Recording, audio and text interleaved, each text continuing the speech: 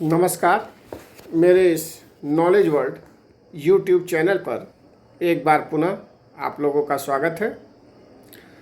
आज हम लोग चर्चा करते हैं बीए पार्ट 1 फर्स्ट सेमेस्टर में समाजशास्त्र सेकंड पेपर भारतीय समाज, और इसके अंतर्गत आज हम लोग जिस पाठ पे चर्चा करेंगे वो है आश्रम व्यवस्था।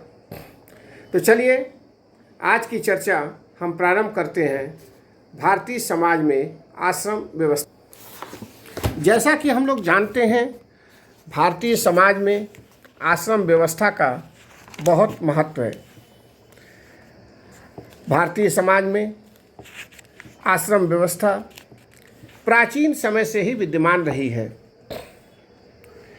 देखा जाए तो भारतीय समाज में अध्यात्मवाद एवं सांसारिकता में समन्वय स्थापित करने का प्रयास आश्रम व्यवस्था के माध्यम से किया गया है। यहाँ त्याग और भोग दोनों को ही महत्व दिया गया है। एक तरह से कहा जाए तो भारतीय संस्कृति में इस बात को विशेष महत्व दिया गया है कि मनुष्य धर्म के अनुसार अपने कर्तव्य का पालन करे,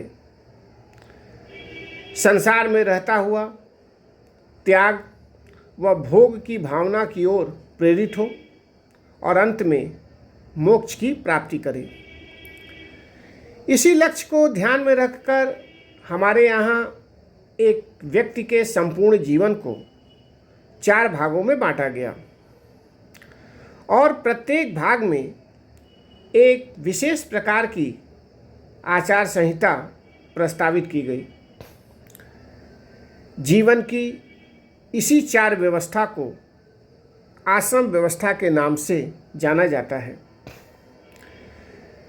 यहाँ हम आश्रम के अर्थ की बात करते हैं तो आश्रम शब्द श्रम धातु से बना है, जिसका अर्थ होता है परिश्रम या उद्योग करना।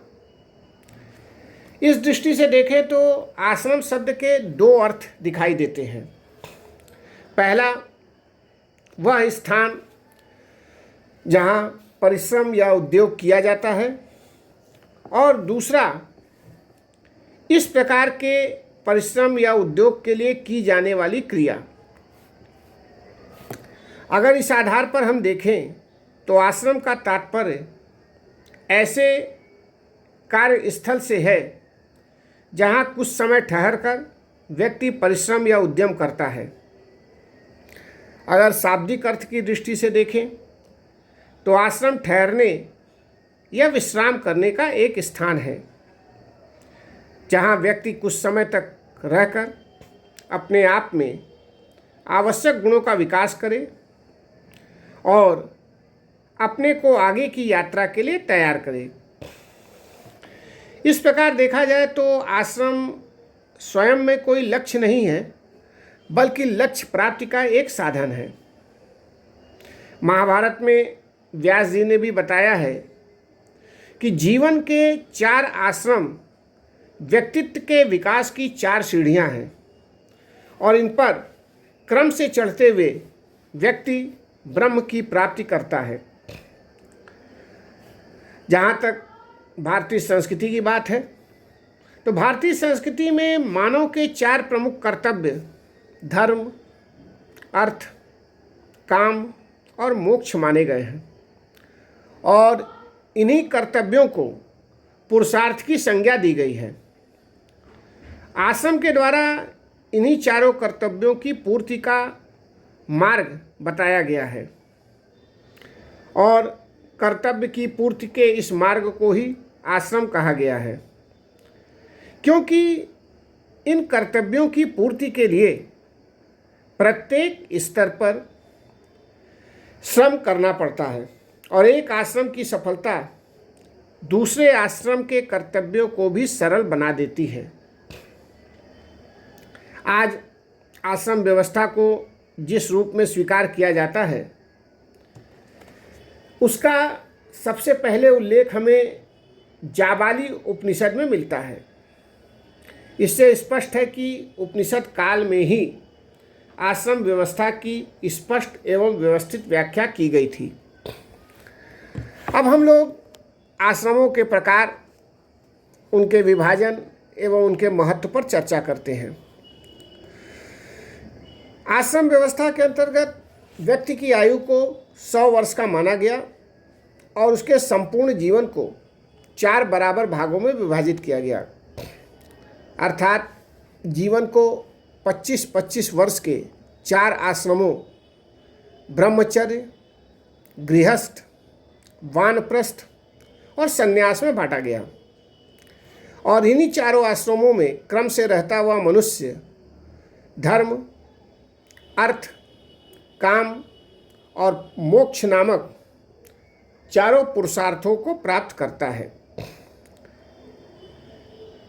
इन चारों आश्रमों का एक दूसरे के साथ इतना निकट का संबंध है कि एक आश्रम के कर्तव्यों को निभाए बिना मनुष्य दूसरे आश्रम से संबंधित दायित्वों को ठीक से नहीं कर सकता। प्रत्येक आश्रम में धर्म की मर्यादा के अनुसार अपना जीवन व्यतीत करने के पश्चात ही व्यक्ति मोक्ष प्राप्ति के योग्य बनता है। अब हम चारों आश्रमों का अलग अलग उल्लेख करते हैं। तो सबसे पहले चलिए चर्चा करते हैं ब्रह्मचर्य आश्रम पर। ब्रह्मचर्य आश्रम जीवन का सबसे पहला आश्रम है। उपनयन संस्कार, जो कि जनेऊ धारण करना होता है, उसके बाद बालक ब्रह्मचर्य आश्रम में प्रवेश करता है। अलग अलग वर्ण के लिए बालक के उपनयन संस्कार की आयु भी अलग अलग रखी गई है। जैसे उदाहरण के तौर पर ब्राह्मण बालक के लिए यह आयु 8 वर्ष, क्षत्रिय बालक के लिए 11 वर्ष और वैश्य बालक के लिए 12 वर्ष रखी गई है। इस संस्कार के पश्चात ही बालक ब्रह्मचर्य आश्रम में प्रवेश करता है। जहाँ तक ब्रह्मचर्य की बात है, तो ब्रह्मचर्य 2 शब्दों से मिलकर बना है। एक है ब्रह्म और दूसरा है चर्य।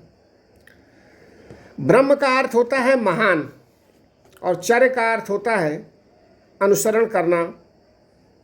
इस तरह ब्रह्मचर्य का तात्पर्य है महानता के मार्ग का अनुसरण करना, या अगर सामान्य शब्दों में कहा जाए तो महान आत्माओं का अनुसरण करना।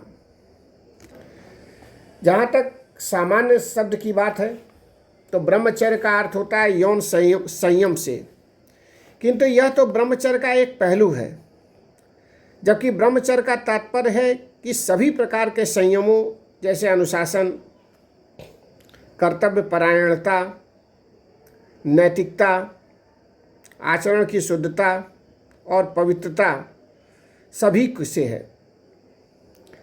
ब्रह्मचर्य का तात्पर्य केवल हम इंद्रिय संयम से नहीं देख सकते, बल्कि इंद्रियों पर संयम रखते हुए वेदों का अध्ययन करना ही ब्रह्मचर्य आश्रम का प्रमुख उद्देश्य था।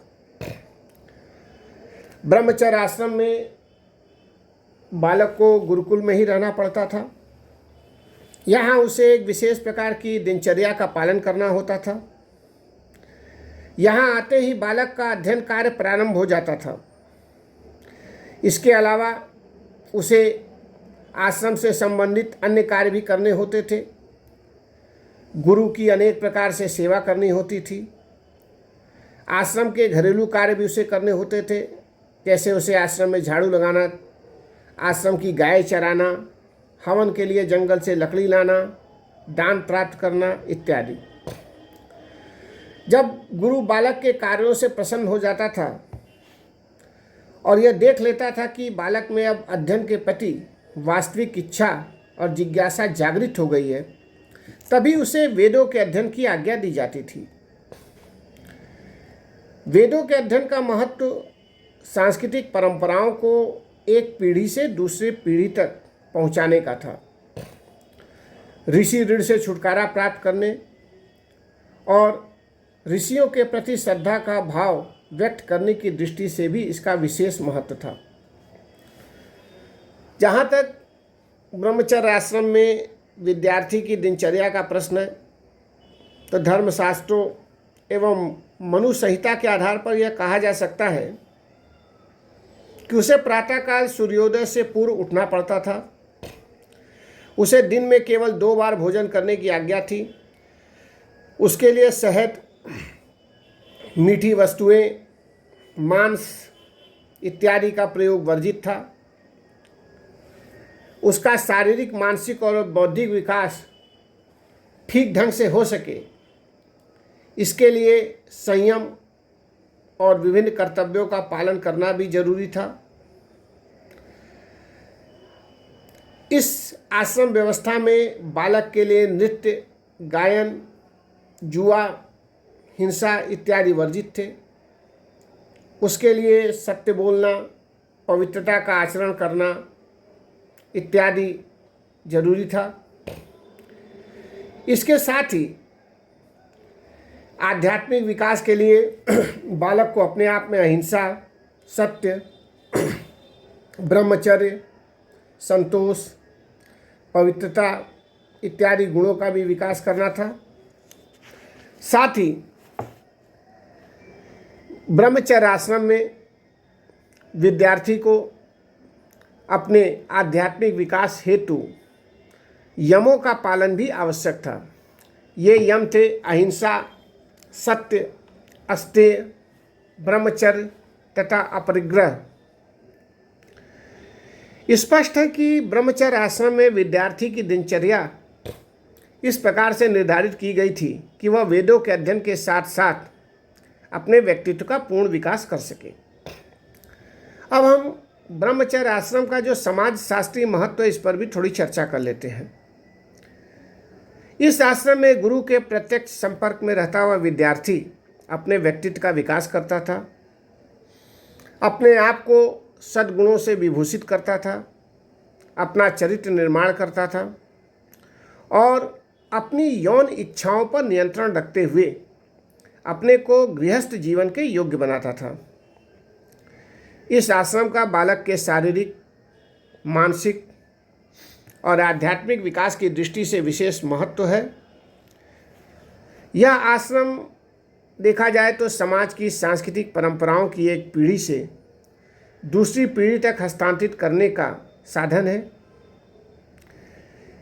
यहाँ तक कि ब्रह्मचर्य आश्रम के माध्यम से समाज के एक वर्ग पर यह दायित्व डाला हुआ गया था कि वह अध्ययन, संवर्धन तथा प्रसारण द्वारा अपनी सांस्कृतिक परंपराओं, सामाजिक मूल्यों और जीवन दर्शन को बनाए रखे। आश्रम व्यवस्था के महत्व का वर्णन करते हुए डॉक्टर कापड़िया ने लिखा है कि छात्रत्व जीवन अवधि का वह समय है जिसमें वेग होता है। यह समय तूफान, तनाव, आतुरता, शारीरिक शक्तिवर्धन, भावात्मक अस्थिरता, यौन प्रवृत्ति के विकास और आत्म प्रदर्शन करने का काल होता है। और हिंदू मनीषियों ने विद्यार्थी जीवन को इस प्रकार नियंत्रित करने का प्रयास किया है कि उसकी युवावस्था का विकास संतुलित रूप से हो सके।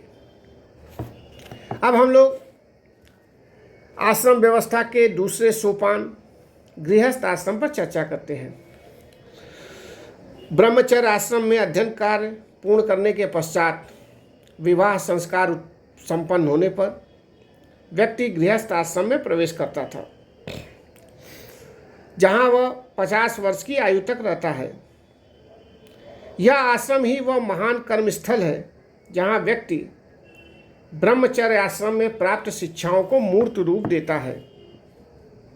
इस आश्रम में व्यक्ति धार्मिक एवं सामाजिक दायित्वों को पूरा करने का कार्य करता है। मर्यादा में रहता हुआ व्यक्ति धर्म, अर्थ तथा काम नामक पुरुषार्थों को प्राप्त करता है। इसी आश्रम में रहकर व्यक्ति स्वयं, परिवार एवं समाज के प्रति अपने कर्तव्यों का निर्वाह करता है। यहाँ तक कि इस आश्रम के अंतर्गत गृहस्थ के धर्म की भी चर्चा की गई है, जिसमें कहा गया है कि वह जीव हत्या, असंयम तथा असत्य से दूर रहे, मादक द्रव्यों का सेवन न करे, कुसंगति न करे, चाटुकारिता पर धन व्यय न करे, माता पिता, आचार्यों और वृद्धों का आदर करे, यहाँ तक कि पत्नी के प्रति उसका व्यवहार धर्म, अर्थ तथा काम की मर्यादाओं के अनुरूप हो। गृहस्थ के इन सभी दायित्वों को देखते हुए यह कहा जा सकता है कि वास्तव में गृहस्थ आश्रम व्यक्ति के लिए भोग एवं विलास का काल न होकर त्यागमय जीवन, कर्म और साधना का एक महान स्थल है। गृहस्थ आश्रम के सारे दायित्वों को यज्ञ, दान और तप के अंतर्गत सम्मिलित किया गया है। एक गृहस्थ का यह कर्तव्य माना गया है कि वह देवताओं, ऋषियों, माता पिता, अतिथियों तथा अन्य प्राणियों के प्रति अपने दायित्व को निभाए। गृहस्थ के लिए प्रतिदिन धर्म पूर्ति के लिए 5 महायज्ञों का भी विधान किया गया है। इसका उद्देश्य है कि विभिन्न प्रकार की हिंसा से अपने को मुक्त करना। मनु ने कहा है कि गृहस्थ के घर में चूल्हा, चक्की, झाड़ू, ऊखल, मूसल, जलपात्र विभिन्न जीव जंतुओं की हिंसा के स्थान है और इनसे होने वाली हिंसा के प्रायश्चित के रूप में 5 महायज्ञ आवश्यक है। एक तरह से कहा जाए तो गृहस्थ आश्रम एक महत्वपूर्ण आश्रम है। कभी कभी यह प्रश्न उठता है कि चारों आश्रमों में सबसे महत्वपूर्ण आश्रम कौन है, तो इस बात से इनकार नहीं किया जा सकता है कि उपनिषदों, महाभारत तथा स्मृतियों में स्पष्ट रूप से कहा गया है कि गृहस्थ आश्रम में जीवन व्यतीत किए बिना व्यक्ति के लिए मोक्ष प्राप्ति संभव नहीं है।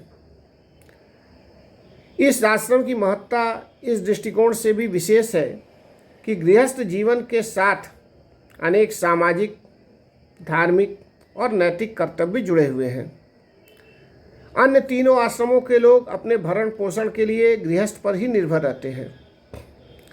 इस आश्रम को सबसे अधिक महत्वपूर्ण इस कारण से भी माना गया है कि जीवन की सफलता इसी की सफलता पर निर्भर करती है।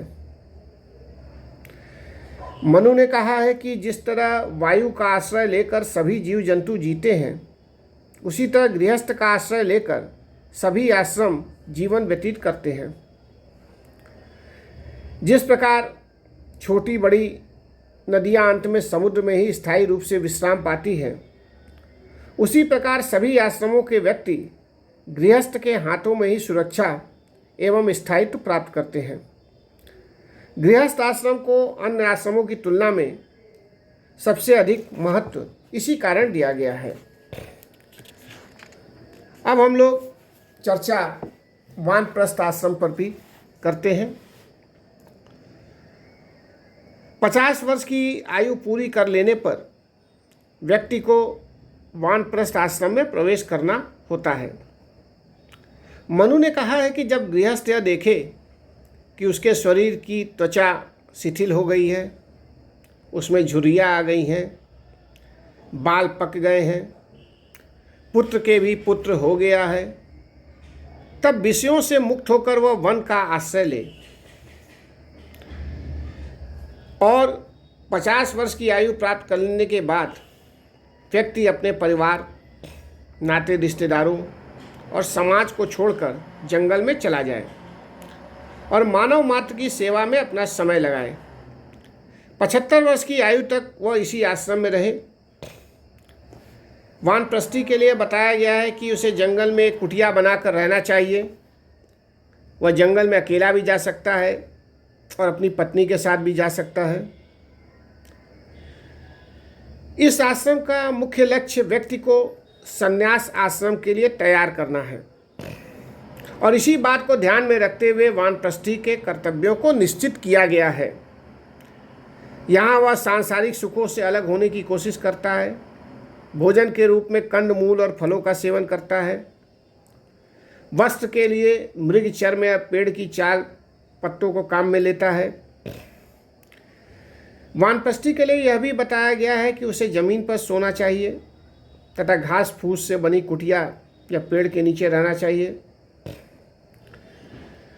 यहाँ तक कि गृहस्थ आश्रम में किए जाने वाले 5 महायज्ञों को भी उसे करना होता है। भोजन के रूप में भिक्षा से जो प्राप्त हो उसी से वो अपना जीवन निर्वाह करे और अतिथियों का भी सत्कार करे। जहाँ तक सामाजिक दृष्टि से वानप्रस्थ आश्रम के महत्व की बात है, तो वानप्रस्थ आश्रम का इस दृष्टि से विशेष महत्व है कि इसके माध्यम से वैयक्तिक शुद्धि तथा सामाजिक कल्याण के उद्देश्यों की पूर्ति में काफ़ी सहायता मिलती है। 50 वर्ष की आयु में गृहस्थ त्याग कर वानप्रस्थी बन जाने से युवा पीढ़ी के लोगों को परिवार में सब प्रकार के अधिकार प्राप्त हो जाते हैं। इससे पारिवारिक जीवन में संघर्ष की संभावना कम हो जाती है। ऐसी स्थिति में समाज की आर्थिक समस्या भी सुधरने लगती है, बेकारी की समस्या भी उत्पन्न नहीं होती और वानप्रस्थी त्याग और त्यागमय आदर्शों के आधार पर अपना जीवन बिताता है। उसे सभी सांसारिक चिंताओं से मुक्ति मिल जाती है और वह मोक्ष प्राप्ति के मार्ग पर चलने के लिए अपने को तैयार करता है। अब हम लोग चर्चा करते हैं आश्रम व्यवस्था के चौथे सोपान संन्यास आश्रम पर। मनुस्मृति में यह बताया गया है कि आयु के तीसरे भाग को वन में व्यतीत करने के बाद आयु के चौथे भाग अर्थात 75 वर्ष की आयु के पश्चात वानप्रस्थी संसार को छोड़कर संन्यास आश्रम में प्रवेश करता है। अब वह सामाजिक और सांसारिक संबंधों से पूर्णतः अलग हो जाता है। सन्यासी उसे ही माना गया है जो संसार का पूरी तरह त्याग कर चुका हो। यहाँ तक कि संन्यास आश्रम में प्रवेश करने पर व्यक्ति अपना पुराना नाम भी त्याग देता है और सन्यासी के रूप में नवीन नाम ग्रहण करता है। इस आश्रम में सन्यासी के लिए केवल एक ही पुरुषार्थ प्राप्त करना शेष रहता है और वह है मोक्ष। और इसकी प्राप्ति तभी हो सकती है जब वह सब कुछ त्यागे। वह एक स्थान पर स्थायी रूप से नहीं रह सकता। वह एक स्थान से दूसरे स्थान पर घूमता रहे, लोगों को उपदेश देता रहे। यहाँ तक कि सन्यासी को अपने पास कुछ भी रखने की आज्ञा नहीं थी, अर्थात वह कुछ भी संचय नहीं कर सकता था। उसे जीवन मृत्यु की चिंता से मुक्त होना है। अपनी भोजन संबंधी आवश्यकताओं की पूर्ति के लिए वह दिन में केवल एक बार भिक्षा मांग सकता है। जो कुछ मिल जाए उसी में संतोष करे। अधिक मिले तो प्रसन्न न हो और अगर न मिले तो दुखी न हो, अर्थात इन सब चीज़ों से वो मुक्त हो जाए। वायु पुराण के अध्याय 8 में एक सन्यासी के 10 कर्तव्य बताए गए हैं जो निम्नलिखित हैं। इसका उल्लेख करना जरूरी है, जिसमें पहला है कि भिक्षावृत्ति से भोजन प्राप्त करना, दूसरा है चोरी न करना, तीसरा है बाह्य तथा आंतरिक पवित्रता बनाए रखना, चौथा प्रमादी न होना या भोग विलास न करना, पांचवा ब्रह्मचर्य का पालन करना, छठा प्राणी मात्र पर दया करना और क्षमावान होना, सातवां क्रोध न करना, आठवां गुरु की सेवा करना और सत्य बोलना,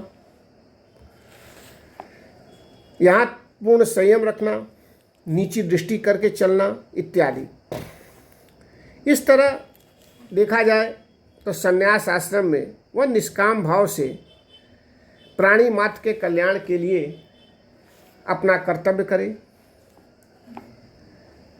जहाँ तक संन्यास आश्रम के महत्व की बात है तो कुछ लोगों का कहना है कि संन्यास आश्रम आत्मिक विकास की दृष्टि से तो महत्वपूर्ण है, लेकिन संपूर्ण सामाजिक व्यवस्था की दृष्टि से उपयोगी नहीं है। और इसके पीछे वो यह बताते हैं कि अन्य सभी आश्रमों में व्यक्ति समाज की कुछ न कुछ सेवा करता है, परंतु संन्यास आश्रम में तो वह अपने लिए ही सब कुछ करता है, मोक्ष प्राप्ति के प्रयत्न में लगा रहता है इत्यादि। अब आश्रम व्यवस्था के इन चारों सोपानों का हम समाजशास्त्रीय आधार पर महत्व देखते हैं कि आखिर समाजशास्त्र में इसका क्या महत्व है। जहाँ तक आश्रम व्यवस्था के महत्व की बात है, तो जो इसका पहला महत्व है वह है कि जीवन के समुचित विकास की भावना।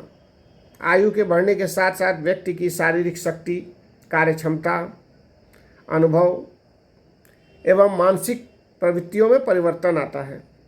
और इसी तथ्य को ध्यान में रखते हुए भारतीय मनीषियों ने जीवन को न केवल बाल्यावस्था, युवावस्था, प्रौढ़ावस्था एवं वृद्धावस्था में विभाजित किया है, बल्कि प्रत्येक अवस्था के लिए विशेष आश्रम की भी व्यवस्था की है, जिससे कि व्यक्ति के जीवन का समुचित विकास हो सके।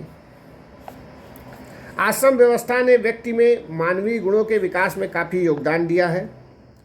चारों आश्रमों में व्यक्ति के कर्तव्यों का निर्धारण इस प्रकार से किया गया है कि उसमें त्याग, परोपकार, सहिष्णुता, सामाजिकता इत्यादि भावनाओं का विकास हो सके। आश्रम व्यवस्था ने व्यक्ति और समाज को एक दूसरे के पूरक माना है और दोनों का विकास संतुलित रूप से हो, इसीलिए ये पारस्परिक निर्भरता की बात कही गई है। क्योंकि व्यक्ति प्रत्येक आश्रम में अपने दायित्वों का निर्वाह करते हुए यह भली भांति समझ लेता है कि वह केवल स्वयं और अपने परिवार के लिए नहीं जीता, बल्कि वह समाज के लिए भी जीता है। आश्रम व्यवस्था सामाजिक नियंत्रण की दृष्टि से भी महत्वपूर्ण है। आश्रम व्यवस्था के अंतर्गत व्यक्ति के कर्तव्यों एवं दायित्वों को इस प्रकार निश्चित किया गया है कि उसके व्यवहार में सामाजिक नियंत्रण और अनुशासन रहे। यहाँ तक कि व्यक्तिवादिता के दोषों से भी समाज को मुक्त करने में आश्रम व्यवस्था का विशेष महत्व है। अब जहाँ तक चर्चा है कि वर्तमान समय में या आधुनिक भारत में इन आश्रम व्यवस्था का क्या व्यवहारिक महत्व है। आश्रम व्यवस्था का जब हम लोगों ने अध्ययन किया तो एक चीज़ तो यह स्पष्ट दिखाई देती है कि आश्रम व्यवस्था एक लंबे समय तक हिंदू सामाजिक संगठन को या हिंदू सामाजिक व्यवस्था या सनातन व्यवस्था को प्रभावित करने के प्रति अपनी जिम्मेदारियों को पूरी तरीके से निभाया है और एक हिंदू के जीवन को व्यवस्थित बनाए रखने में अपना योगदान दिया है। लेकिन जहाँ तक इस संदर्भ में यह पूछा जाता है कि वास्तव में क्या आधुनिक भारत में भी इसका कोई व्यवहारिक महत्व है, तो इसका उत्तर हम नकारात्मक ही देंगे, क्योंकि आश्रम व्यवस्था उस युग की देन है जब पुरुषार्थ, कर्म, धर्म, पुनर्जन्म एवं वर्ण व्यवस्था का महत्व था और यह भारतीय समाज के आधार थे। लेकिन वर्तमान समय में अब ये आधार कमज़ोर हुए हैं और इसके साथ साथ आश्रमों की उपयोगिता भी समाप्त हुई है। आश्रम व्यवस्था में व्यक्ति को 100 वर्ष तक की आयु मानकर प्रत्येक आश्रम को 25 वर्ष तक की अवधि दी गई, किंतु अब वर्तमान समय में एक औसत भारतीय की आयु 65 वर्षीय है। इस दृष्टि से तो एक व्यक्ति वानप्रस्थ और संन्यास आश्रमों के दायित्वों की पूर्ति ही नहीं कर पाएगा। ब्रह्मचर्य आश्रम में व्यक्ति जिस प्रकार की शिक्षा प्राप्त करता था वह आधुनिक वैज्ञानिक व औद्योगिक युग में अनुपयुक्त है। आज जो वैज्ञानिक व तकनीकी शिक्षा दी जाती है और जो प्रयोग कराए जाते हैं वे प्राचीन गुरुकुल व्यवस्था में भी संभव नहीं थे। इसके अतिरिक्त परंपरागत शिक्षा केवल ज्ञान के लिए थी, जबकि आज की शिक्षा का उद्देश्य रोजगार से है। इस तरह कहा जा सकता है कि आज की बदली हुई परिस्थितियों में एक आम भारतीय के लिए आश्रम व्यवस्था का कोई व्यवहारिक महत्व नहीं रह गया है। फिर भी इन्हें हम युग की मांग के अनुरूप भी नहीं मान सकते। लेकिन कुल मिलाकर आश्रम व्यवस्था ने भारतीय सामाजिक व्यवस्था को प्रभावित किया है इससे भी हम इनकार नहीं कर सकते हैं। धन्यवाद।